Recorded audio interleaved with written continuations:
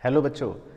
बच्चों आज हम रिवाइज करने वाले हैं अपने इकोनॉमिक्स में स्टैटिस्टिक्स का चैप्टर 1 बच्चों स्टैटिस्टिक्स का आपका 3 से 4 नंबर तक की वेटेज का आ सकता है आपके फाइनल एग्जाम्स में। तो इसमें हमने जितनी भी पढ़ाई करी थी वो सारी आज हम इस वीडियो में कवर करने वाले हैं। तो सबसे पहले मैं आपको इंट्रोडक्शन में लेकर चलता हूँ। स्टैटिस्टिक्स का सबसे पहले इंट्रोडक्शन हमारा स्टार्ट हुआ था कि ह्यूमन वांट्स को सेटिस्फाई करने के लिए हमें गुड्स और सर्विसेज की ज़रूरत होती है। अब पहला मुद्दा यहाँ पर ये आया था कि गुड्स क्या। तो गुड्स को बच्चों हमने दो कैटेगरीज में डिवाइड करा था। एक को बोलते हैं हम इकोनॉमिक गुड्स और दूसरे को बोलते हैं non economic goods. Economic goods का मतलब क्या? इकोनॉमिक गुड्स होते हैं विच कमांड प्राइस, यानी कि कोई भी ऐसा सामान या कोई भी ऐसी वस्तु या सर्विस जिसके लिए आपको प्राइस पे करना पड़ता है उसको हम इकोनॉमिक गुड कह सकते हैं। लेकिन कुछ चीज़ें ऐसी होती हैं जिनके लिए आपको कोई प्राइस पे नहीं करना पड़ता, जैसे सनशाइन या रेनफॉल, इनको हम नॉन इकोनॉमिक गुड या सर्विस कह सकते हैं। तो हम स्टैटिस्टिक्स में सबसे पहले गुड्स को इकोनॉमिक और नॉन इकोनॉमिक गुड्स के माध्यम से सेग्रीगेट करते हैं। फिर इसके बाद हमने पढ़े थे कुछ छोटे छोटे टर्म्स जो हमारे लिए ज़रूरी हैं। यहाँ पर 4 टर्म्स का जिक्र किया जाता है मेनली। एक होता है कंज्यूमर, एक होता है प्रोड्यूसर, एक होता है सर्विस होल्डर और एक होता है सर्विस प्रोवाइडर। अब ये लोग कौन है? कंज्यूमर पर ध्यान देना। कंज्यूमर बच्चों हमने लिखा था एक ऐसा व्यक्ति होता है जो या तो गुड्स या सर्विस को कंज्यूम करता है। जैसे आप सुबह सुबह ब्रेड खरीदते हो तो आप इसका मतलब गुड कंज्यूम कर रहे हो, आप कंज्यूमर हो। या आपने अगर किसी टीचर की या डॉक्टर की सर्विस ली तो भी आप कंज्यूमर हो। तो गुड या सर्विस कंज्यूम करने वाले को कंज्यूमर कहते हैं। दूसरा है प्रोड्यूसर। अब प्रोड्यूसर कौन होता है? प्रोड्यूसर होता है वो व्यक्ति जिसने वो ब्रेड बनाई थी। आपने सुबह ब्रेड खरीदी थी, आप कंज्यूमर हो, लेकिन जो ब्रेड बनाने वाला व्यक्ति था उस व्यक्ति को कहते हैं प्रोड्यूसर। तीसरा सर्विस होल्डर। अब सर्विस होल्डर कौन होता है? आप में से बहुत सारे बच्चे ऐसे होंगे जिनके पापा या मम्मी सुबह जॉब करने जाते होंगे, काम करने जाते होंगे। तो पढ़िए, a person who is in a job to earn wages या सैलरी। तो जो भी व्यक्ति नौकरी करने जाता है उस व्यक्ति को हम कहते हैं सर्विस होल्डर कहते हैं। अब इसी से बिल्कुल मिलता जुलता होता है सर्विस प्रोवाइडर। सर्विस प्रोवाइडर कौन होता है? सर्विस प्रोवाइडर होता है जो आपको सर्विस प्रोवाइड कर रहा है। जैसे आपने अगर किसी टीचर की सर्विस ली या आपने किसी डॉक्टर की सर्विस ली तो आप तो कंज्यूमर हो, लेकिन वो सर्विस देने वाला व्यक्ति कौन है उसको बोलते हैं सर्विस प्रोवाइडर। तो ये 4 टर्म्स भी हमने लिखे थे, 1 नंबर में हमसे पूछ लेता है कि कौन है क्या। उसके बाद एक्टिविटीज़ के बारे में हमने जिक्र करा था कि भाई एक्टिविटीज़ मतलब गतिविधियाँ। तो इंसान की गतिविधियों को हमने 2 तरह से कैटेगराइज कर लिया था। एक को बोलते हैं इकोनॉमिक एक्टिविटीज़, एक को बोलते हैं नॉन इकोनॉमिक एक्टिविटीज़। बड़े ध्यान से सुनना, इनके सब पार्ट्स इंपॉर्टेंट हैं एग्जाम के लिए। इकोनॉमिक एक्टिविटीज़ वो होती हैं जो आप पैसा कमाने यानी अर्न अ लिविंग के लिए करते हो। नॉन इकोनॉमिक एक्टिविटीज़ होती हैं जिनमें कोई इकोनॉमिक एस्पेक्ट नहीं है, आप अपने मनोरंजन में कर रहे हो, किसी भी रीज़न से कर रहे हो, लेकिन पैसा कमाने के लिए नहीं कर रहे। अब इकोनॉमिक एक्टिविटीज़ जो थी उनको हमने डिफाइन करा था क्या क्या हो सकती हैं। उसमें हमने 5 चीज़ें कवर करी थी मेनली। एक तो होता है प्रोडक्शन, ये एक इकोनॉमिक एक्टिविटी है। प्रोडक्शन का मतलब है कि जब कोई प्रोड्यूसर गुड बनाता है या सर्विस बनाता है। दूसरा है कंजम्पशन, यानी कि आप कोई गुड खरीदते हो या कोई सर्विस खरीदते हो, वो भी एक इकोनॉमिक एक्टिविटी है। तीसरा है इन्वेस्टमेंट, यानी कि जब कोई प्रोड्यूसर निवेश करता है, इन्वेस्ट करता है किसी कैपिटल गुड में, उसने मशीन खरीदी, इक्विपमेंट खरीदा, तो ये भी एक इकोनॉमिक एक्टिविटी है। चौथा है एक्सचेंज, जो हम बाज़ार में आमतौर पे देखने को करते हैं, मिलते हैं, सेल करते हैं, परचेज करते हैं, बायर ने खरीदा, सेलर ने बेचा, तो इस एक्सचेंज की प्रक्रिया को भी हम इकोनॉमिक एक्टिविटी कह सकते हैं। पांचवा है डिस्ट्रीब्यूशन। डिस्ट्रीब्यूशन का मतलब होता है कि जब गुड्स बनाने वाले लोग जिन्होंने मेहनत करी प्रोडक्शन में, हम उनके मेहनत के बदले में उन्हें कुछ देते हैं, उन्हें कुछ डिस्ट्रीब्यूट करते हैं, तो इस चीज़ को बोला जाता है डिस्ट्रीब्यूशन, जो हालांकि डिटेल में क्लास 12th में है, तो इतनी ही कहानी आपके लिए काफ़ी है। तो इसमें 4 चीज़ें होती हैं मेनली डिस्ट्रीब्यूशन के अंदर, कि जैसे हमें प्रोडक्शन के लिए लैंड, लेबर, कैपिटल और एंटरप्रेन्योर 4 चीज़ें चाहिए।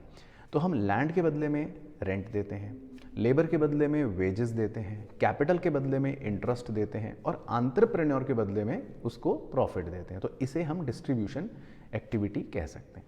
तो ये सब होती हैं इकोनॉमिक एक्टिविटी।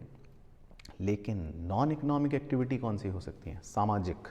सोशल एक्टिविटीज़, आप किसी शादी पे गए हो, पिकनिक पे गए हो।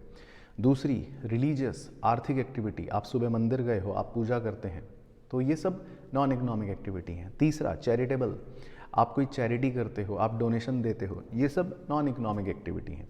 या पेरेंटल एक्टिविटीज़, आपके पेरेंट्स अपने बच्चों से प्यार करते हैं, उनके लिए कुछ काम करते हैं, अफेक्शन शो करते हैं, तो ये सब नॉन इकोनॉमिक एक्टिविटियाँ हैं। तो एक्टिविटियाँ हमारी दो तरह से इस तरह से क्लासीफाई हो गई और ये हमसे पूछ सकते हैं। इसके बाद जो टॉपिक बच्चों हमने करा था वो मोर ऑफ अ रट्टाफिकेशन है। आप MCQ टाइप क्वेश्चन या ट्रू फॉल्स या 1 नंबर के क्वेश्चन के लिए उसको बस कीवर्ड्स के साथ रट लेना। बेसिकली इकोनॉमिक्स की अलग अलग लोगों ने, ऑथर्स ने, इकोनॉमिस्ट ने डेफिनेशंस दी थी। अब वो डेफिनेशन एग्जैक्टली तो रटना मुश्किल काम है क्योंकि वो अपनी पुरानी लैंग्वेज है, टिपिकल वर्ड्स हैं, लेकिन कीवर्ड्स आप ध्यान रखना और किस कीवर्ड से कौन सा ऑथर लिंक हो रहा है इस पर फोकस करना। जैसे सबसे पहले वेल्थ डेफिनेशन। अब ये सबसे पुराने ऑथर थे, इनको फादर ऑफ इकोनॉमिक्स भी कहते हैं, एडम स्मिथ साहब। इन्होंने 1776 में किताब भी लिखी थी जिसका नाम था वेल्थ ऑफ नेशंस। तो इनका फोकस जो था इकोनॉमिक्स की डेफिनेशन में वो था वेल्थ पर। तो वेल्थ की वर्ड याद रखना, वेल्थ की डेफिनेशन देने वाले व्यक्ति का नाम था एडम स्मिथ। दूसरा था एल्फ्रेड मार्शल। एल्फ्रेड मार्शल का कहना था कि वेल्थ की डेफिनेशन बेकार है, वो कोई डेफिनेशन नहीं है। मटीरियल वेल बीइंग, मतलब कि हमें लोगों की भलाई के बारे में सोचना है, तो इनका कीवर्ड था वेलफेयर, है ना। वेलफेयर मतलब कि हमें सोशल वेलफेयर के बारे में सोचना है। तो ये थे हमारे एल्फ्रेड मार्शल साहब, जिनकी किताब का नाम था प्रिंसिपल ऑफ इकोनॉमिक्स, 1890 में लिखा था। बाकी इसके बाद तीसरे ऑथर थे रॉबिन्स।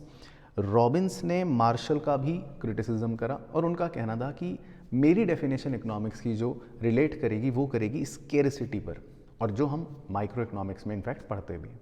तो रॉबिन्स का कीवर्ड था स्केर्सिटी। इनकी किताब का नाम था an essay on nature and significance of economic science, जो 1932 में आई थी। तो ये बातें बस आपको डेटा की तरह याद रखनी है। बाकी इनकी परिभाषा में 3 मेन एस्पेक्ट्स थे जो हम माइक्रो में कवर कर चुके हैं। पहला, ह्यूमन वांट्स अनलिमिटेड है, यानी जिन्हें एंड्स बोलते हैं।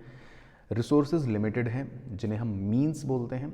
और रिसोर्सेज के ऑल्टरनेटिव यूजेस होते हैं। तो वही 3 बातें बेसिकली रॉबिन्स भाई ने कही थी। और इनकी डेफिनेशन का एक बेसिक क्रिटिसिज्म ये था कि ये न्यूट्रल थी बिटवीन एंड्स, यानी कि ये प्रायोरिटाइज जो हम करना चाहते हैं, मतलब कि एंड्स का मतलब होता है, यहाँ पर आप देखो तो लिखा है ह्यूमन वांट्स, तो हम ह्यूमन वांट्स के बीच में मतलब न्यूट्रलाइज रहते हैं, यानी कि हम सबको नहीं पूरा कर पाते, तो हमें प्रायोरिटाइज करना पड़ता है कि भाई किसको पूरा करें किसको ना करें। तो इसको बोलते हैं न्यूट्रल बिटवीन एंड्स। तो ये स्कैरसिटी की परिभाषा देने वाले थे रॉबिन्स।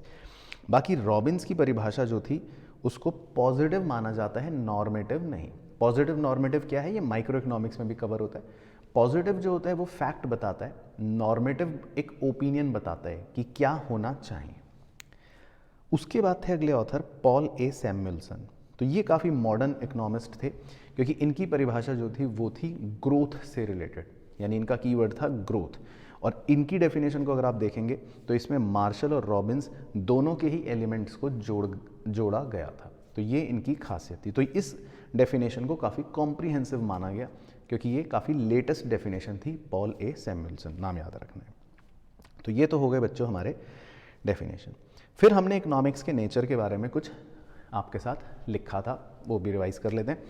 एक चीज़ बताई थी कि इकोनॉमिक्स एक साइंस है और दूसरा इकोनॉमिक्स एक आर्ट है। साइंस किसे बोलते हैं? साइंस का मतलब होता है जहाँ पर कुछ कॉज एंड इफेक्ट रिलेशन हो। और आर्ट किसे बोलते हैं? आर्ट का मतलब होता है कला, है ना, कि आपके पास एक कला है, आपके पास एक आर्ट है। तो अब इकोनॉमिक्स जो है वो साइंस है, वो पॉजिटिव भी हो सकती है, नॉर्मेटिव भी हो सकती है। पॉजिटिव और नॉर्मेटिव दोबारा बता देता हूँ, माइक्रो में भी आएगा।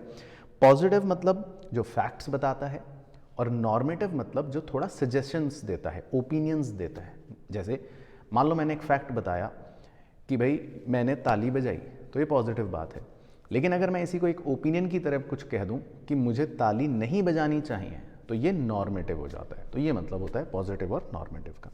बाकी जब हम इसको साइंस कहते हैं तो बेसिकली आप देखो यहाँ पर लिखा हुआ है कि ये एक सिस्टमैटिक स्टडी है, इसमें कॉज एंड इफेक्ट रिलेशन होते हैं, इसमें साइंटिफिक लॉज होते हैं और हम उनको वेरीफाई भी कर सकते हैं, इसीलिए इकोनॉमिक्स एक साइंस है।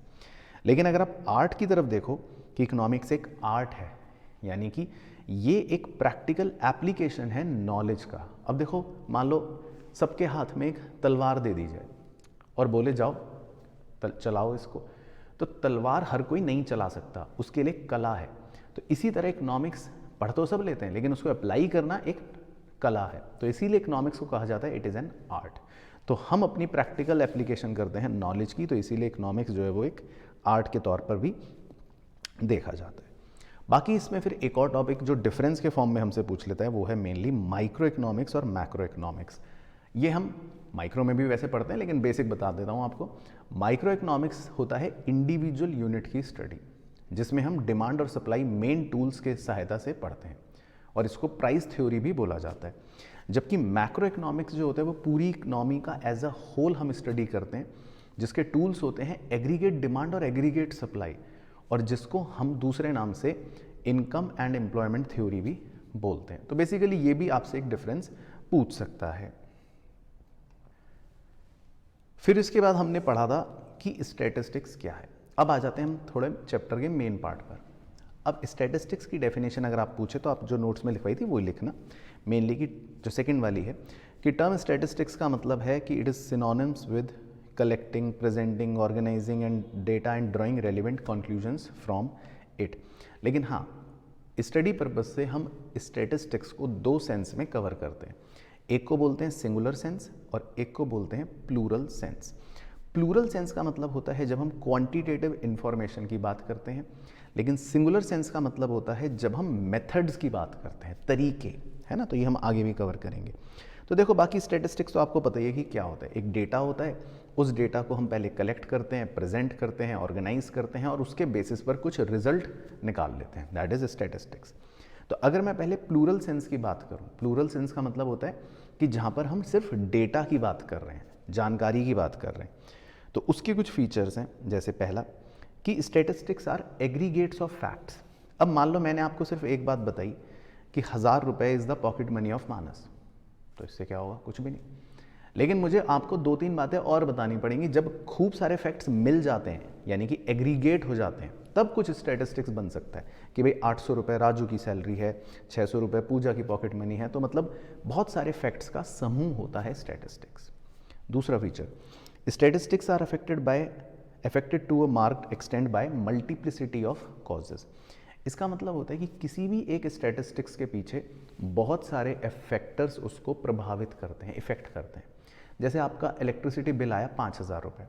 अब इस स्टैटिस्टिक्स को बहुत सारे फैक्टर्स अफेक्ट करेंगे कि आपने कितना कूलर चलाया, कितना एसी चलाया, गर्मी ज़्यादा थी, सर्दियाँ ज़्यादा थी, या जो भी रीजंस हो सकते हैं। तो स्टैटिस्टिक्स को बहुत सारे फैक्टर्स अफेक्ट करते हैं। तीसरा तो आपको पता ही है कि ये न्यूमेरिकली एक्सप्रेस्ड है, तो इसमें तो कुछ समझाना ही नहीं। और चौथा ये है कि हम स्टैटिस्टिक्स को एन्यूमरेट भी कर सकते हैं या एस्टीमेट भी कर सकते हैं। दोनों में क्या फ़र्क होता है? एन्यूमरेट करने का मतलब ये होता है कि जहाँ पर हम बिल्कुल डेटा हर बच्चे से, हर मतलब अपने इन्फॉर्मेंट से पूछते हैं और कलेक्ट करते हैं, तो यहाँ पर एक्यूरेसी बहुत ज़्यादा रहती है। और एस्टीमेटेड का मतलब होता है कि कई बार अगर मान लो बहुत बड़ा एरिया है, हम सबसे नहीं पूछ सकते, तो फिर हम क्या करते हैं, थोड़ा सैंपल का सहारा ले लेते हैं, एक्सपर्ट ओपिनियन का सहारा ले लेते हैं। तो वहाँ पर हम कह सकते हैं थोड़ा सा एक्यूरेसी कम हो सकती है। तो दो तरीक़ों से हम स्टैटिस्टिक्स कलेक्ट कर सकते हैं। उसके बाद स्टैटिस्टिक्स का फीचर था कि ये सिस्टमैटिक मैनर में कलेक्ट होता है, ऑब्वियसली सबसे एक तरीके से पूछा जाएगा। इसके बाद स्टैटिस्टिक्स को कलेक्ट करने का हमारा एक प्री डिटरमाइंड पर्पज़ होता है, मतलब किसी ऑब्जेक्टिव के लिए ही हम ये काम करेंगे। इसके अलावा स्टैटिस्टिक्स जो हैं उनका आपस में रिलेशन भी होता है एक दूसरे से, जो हम देखते भी हैं। तो बेसिकली प्लूरल सेंस में बहुत सारे फीचर्स हैं, आप कोई भी 3 या 4 लिख देना, एग्जाम में आपसे इससे ज़्यादा नहीं पूछता। अब आता है स्टैटिस्टिक्स सिंगुलर सेंस में। सिंगुलर सेंस का मतलब होता है जब हम मेथड्स की बात करते हैं, तरीके की बात करते हैं, जो आपके आगे चल के चैप्टर्स भी बनते हैं, देखो सारे के सारे। इसमें क्या आता है, हम 5 स्टेजेस में स्टैटिस्टिक्स को कवर करते हैं। पहले डेटा कलेक्ट करते हैं, फिर ऑर्गेनाइज करते हैं, फिर प्रेजेंट करते हैं, फिर एनालाइज करते हैं और फिर इंटरप्रिटेशन करते हैं। तो बेसिकली यही हमारा स्टैटिस्टिक्स का वैसा भी कोर्स है। हम डेटा को कलेक्शन तो चलो हमें मिल जाता है, ऑर्गेनाइज भी करेंगे, टैली मार्क्स बनाते हैं अगले चैप्टर में। उसके बाद प्रेजेंट भी करते हैं, टैबुलर, डायग्रामेटिक। उसके बाद हम एनालिसिस भी करते हैं, मीन निकाल लेते हैं, मोड निकाल लेते हैं, मीडियन निकाल लेते हैं, और इंटरप्रिटेशन का मतलब है उससे जो भी फाइनल आंसर आया, कंक्लूजन आया, वो मिल जाता है। अब कुछ छोटे छोटे क्वेश्चंस इसमें बच्चों हमसे पूछ सकते हैं, मैक्सिमम 3 नंबर तक के। वो पूछ सकता है स्टैटिस्टिक्स के फंक्शन क्या है। तो आप बताना, जो मैंने सारे लिखवाए थे आपको बस रिवाइज करवा रहा हूँ, कि ये कॉम्प्लेक्स डाटा को ईजी बना देता है, पहला। दूसरा, ये फैक्ट्स को प्रेजेंट करता है एक डेफिनेट फॉर्म में, मतलब कि सही तरीके से बताता है। जैसे कि भाई इन्फ्लेशन के बारे में हम स्टडी करना चाहते हैं, तो वो एग्जैक्ट फिगर बताएगा कि भाई देखो इन्फ्लेशन 7% है। तो ये बिल्कुल डेटा को एग्जैक्ट डेफिनेट फॉर्म में बताता है। बाकी स्टैटिस्टिक्स की मदद से आप कंपैरिजन कर सकते हो। स्टैटिस्टिक्स अलग अलग रिलेशंस की स्टडी करता है, जैसे डिमांड या प्राइस, सप्लाई और प्राइस। स्टैटिस्टिक्स अलग अलग पॉलिसियां बनाने में मदद करता है, सरकार की भी। और स्टैटिस्टिक्स की मदद से हम फोरकास्टिंग भी कर सकते हैं, भविष्य का कुछ अनुमान अगर लगाना है तो वो भी लगा सकते हैं। तो ये स्टैटिस्टिक्स की फंक्शंस की खूबसूरती होती है। फिर आपसे क्वेश्चन इसी तरह पूछ सकता है कि स्टैटिस्टिक्स की इंपॉर्टेंस क्या है। तो इसकी इंपॉर्टेंस भी आप इंपॉर्टेंस की तरह ही मतलब फंक्शन से ही थोड़ा थोड़ा मिलाकर लिख सकते हो, लेकिन इसमें 4 रिलेशंस बड़े इंपॉर्टेंट है। स्टैटिस्टिक्स का इकोनॉमिक्स के साथ क्या इंपॉर्टेंस है, क्योंकि जब हम इकोनॉमिक्स पढ़ते हैं तो इसमें स्टैटिस्टिक्स का काफ़ी यूज़ होता है। इकोनॉमिक प्लानिंग में क्या इंपॉर्टेंस है। अब सरकार देश के बारे में प्लानिंग करती है, तो पता है आपको सरकार भी स्टैटिस्टिक्स का बहुत यूज़ करती है कि हमारी पॉपुलेशन क्या है, मतलब जनसंख्या क्या है, उसका कैरेक्टरिस्टिक कैसा है, कहाँ पर पॉपुलेशन ज़्यादा है कम है, तो ये भी स्टैटिस्टिक्स का यूज़ करती है। तीसरा, बिजनेस प्लानिंग। बड़े बड़े बिजनेसेस जो हैं वो भी स्टैटिस्टिकल डेटा का यूज़ करते हैं कि अच्छा हमारे ग्राहक कितने हैं, हमारे प्रोडक्ट की डिमांड का डेटा क्या है, तो वो भी स्टैटिस्टिक्स का यूज़ करते हैं। और सरकार, देखो सरकार भी स्टैटिस्टिक्स का यूज़ करती है। कई बार आप देखेंगे अगर टैक्स की कलेक्शन की बात हो, जीएसटी की बात हो, तो सरकार ये सब डेटाज यूज़ करती है और लोगों को बताती भी है। तो स्टैटिस्टिक्स का मतलब इम्पॉर्टेंस सभी के साथ, सभी के लिए है। तो यही बातें हमने यहाँ पर देखो आपको अलग अलग लिखवाई दी। किसी के बारे में भी आपसे एग्जाम में अगर पूछे तो आप ये बातें लिख सकते हो। तो देखो इकोनॉमिक्स के साथ हो गया स्टैटिस्टिक्स का रिलेशन। इकोनॉमिक प्लानिंग, यानी कि सरकार जो है वो मतलब खासकर अंडर डेवलप्ड कंट्रीज़ अपने देश को प्लान करने के लिए स्टैटिस्टिक्स का बहुत यूज़ करते हैं। इसके अलावा बिजनेस प्लानिंग, डिमांड कितनी होगी हमारे प्रोडक्ट की, बहुत सारे बिजनेसेस इस डेटा को यूज़ करते हैं, स्टैटिस्टिक्स का इस्तेमाल करते हैं। इसके अलावा बहुत सारी चीज़ों में सरकार जैसे पॉलिसियाँ बनाती है, टैक्स से रिलेटेड या और चीज़ों से रिलेटेड, तो सरकार भी स्टैटिस्टिक्स को बहुत यूज़ करती है। जैसे डीमोनेटाइजेशन हुआ कई साल पहले, तो सरकार ने भी उन डेटा का यूज़ करा, स्टैटिस्टिक्स का यूज़ करा। तो ये मतलब आपके लिए पूछ सकता है इंपॉर्टेंस स्टैटिस्टिक्स की। अच्छा, फिर एक और टॉपिक था जो हमने कवर करा था, वो भी 3 नंबर का क्वेश्चन है कि स्टैटिस्टिक्स के लिमिटेशंस क्या होते हैं, इनमें खामियां क्या हैं, फ्लॉज क्या हैं। तो देखो स्टैटिस्टिक्स के लिमिटेशन आपको लिखवाए थे कि ये क्वालिटेटिव एस्पेक्ट्स को स्टडी नहीं करता, आप कितने ऑनेस्ट हो, तो अब इसका कोई डेटा नहीं बनाएगा वो, है ना, मुश्किल काम है। या फिर ये इंडिविजुअल्स को स्टडी नहीं करता। मान लो मैंने कहा राजू की इनकम है 1000, तो अब इससे कुछ नहीं होगा, मुझे 4-5 फैक्ट्स चाहिए तब वो कुछ स्टैटिस्टिक्स बनेगा। इसी तरह इसमें मैथमेटिकल एक्यूरेसी भी होती है कभी कभी। अब वो मैंने एक एग्जांपल से आपको समझाया था, अगर आपको याद हो। लेट से कि एक घर की इनकम है 50,000, एक घर की है 80, एक घर की है 20, तो तीनों के एवरेज मिलाकर तो आ गया 50। तो इसका मतलब तो ये हो गया कि हर घर 50,000 रुपये कमा रहा है, लेकिन ऐसा नहीं है। सेकंड घर बहुत अमीर है और थर्ड घर बहुत गरीब है। तो स्टैटिस्टिकल आंसर्स जो होते हैं उनमें कई बार मैथमेटिकल एक्यूरेसी नहीं होती, ठीक है, तो ये भी एक लिमिटेशन है। बाकी स्टैटिस्टिक्स को हम मिसयूज़ कर सकते हैं, वही मैनिपुलेट कर सकते हैं, बहुत आसानी से करते हैं लोग। और स्टैटिस्टिक्स में एक और ड्रॉबैक ये भी है कि इसमें एक्सपर्ट की ज़रूरत पड़ती है कभी कभी, अगर हम इसको अच्छे से यूज़ करना चाहते हैं, क्योंकि स्टैटिस्टिक्स भी अपने आप में एक बहुत वास्ट और कॉम्प्लेक्स चीज़ हो जाती है। तो ये भी इसका एक लिमिटेशन है। बाकी स्टैटिस्टिकल डेटा जो है वो होमोजीनस होना चाहिए, ये इसका आखिरी लिमिटेशन है। इसका मतलब कि सारे यूनिट सेम होने चाहिए। अब मान लो मैंने राइस का प्रोडक्शन तो केजी में लिख रखा है, मिल्क का प्रोडक्शन लीटर्स में लिख रखा है, और मैं चला हूँ इनके बीच में कुछ कंपैरिजन करने, तो वहाँ पर फिर स्टैटिस्टिक्स नहीं चलेगा। डेटा बिल्कुल होमोजीनस होगा तभी हम स्टैटिस्टिक्स बना पाते हैं। तो ये मतलब आपके इस चैप्टर के कुछ पॉइंट्स थे और इन पर आपसे क्वेश्चन पूछ सकता है। तो आई होप आपको पूरा स्टैटिस्टिक्स का चैप्टर 1 अच्छे से याद आ गया हो। कोई भी पॉइंट आपको अगर डिटेल में पढ़ना हो तो आप मेन वीडियो से भी रेफ़र कर सकते हो, उसमें डिटेल्ड एक्सप्लेनेशन है। और रिवीजन के लिए हालांकि आप बस इतनी ही बातों को ध्यान रखना, जब भी एग्जाम के लिए पढ़ना हो मेन पॉइंट्स याद कर लेना, अंदर की इसकी स्टोरी में कुछ भी आपको एक्स्ट्रा ज़्यादा फैंसी नहीं लिखना। बाकी वीडियो पसंद आई हो तो मुझे कमेंट ज़रूर कर देना आगे की वीडियोस के लिए भी, और अपने दोस्तों के साथ ज़रूर ज़रूर ज़रूर शेयर करना। Thank you so much. पढ़ते रहना, फिर मिलता हूँ नेक्स्ट वीडियो में। Bye bye.